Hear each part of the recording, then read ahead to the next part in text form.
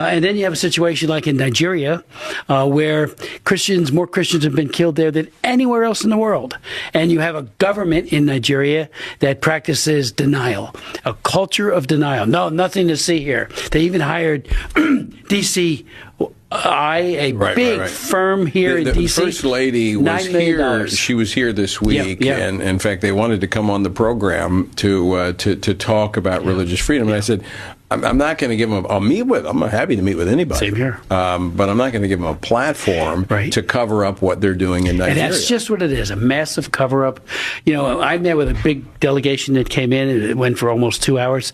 And the Attorney General of Nigeria said that this Bishop Anabe, who I had at 2 of my hearings, you were there. He testified right next to me. Right next to you. A wonderful man.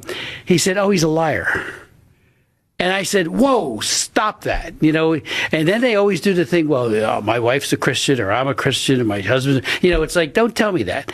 What is happening as churches are being firebombed, people are being killed in cold blood, you know, abductions, which is very, very big there in Nigeria, of Christians especially, but others, but especially Christians.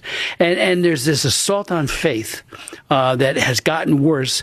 Obama did nothing. You know, Boko Haram flourished under his 8 years in office, and now it was your persistent advocacy that actually eventually got them labeled as a terrorist organization. Yes. For 3 years we tried, Tony, and I had hearings on it. We had people give very, very compelling testimony as to what Boko Haram was doing, and finally, on the day we were marking up my bill to tell the administration you have to declare them a FTO, foreign terrorist organization, that day, that hour, basically, they said, they're an FTO. Yeah. And it was like 3 years ago, we could have been working to find out where their sources of funding and weapons. Before they kidnapped many of the girls. That's right. The Chibok girls and many of the others were all. And that continues to this day. Let me ask you about that, Congressman Smith, because as you say that it's gotten worse, you've got these dictators and tyrants in different parts of the world.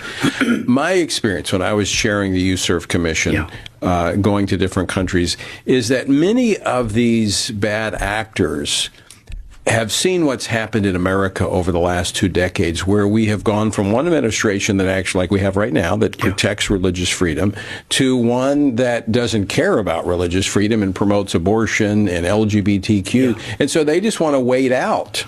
So we're not having that persistent, consistent presence of influence on the world. Well, that's a very keen observation, because I have found that you even hear that from some of the diplomats when you talk to them. Oh, he'll be gone. Trump will be gone in 2 years.